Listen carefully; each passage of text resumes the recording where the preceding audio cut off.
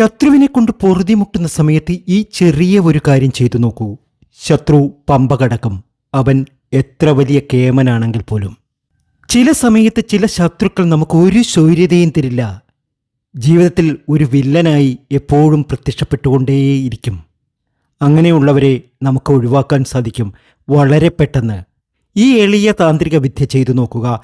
പെട്ടെന്നൊരു നല്ല ഫലം ലഭിക്കും. ഇതിനായി വേണ്ടുന്നത് ഒരു കവർ കല്ലുപ്പാണ്, അല്പം സിന്ദൂരവും. ചുവന്ന സിന്ദൂരം ഒരു ബക്കറ്റിൽ തലേ ദിവസം കല്ലുപ്പ് നന്നായി കലർത്തി വെക്കുക.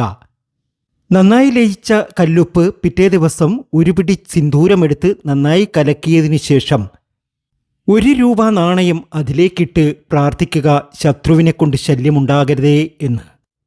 അതിനുശേഷം ആ 1 രൂപ നാണയമെടുക്കുക.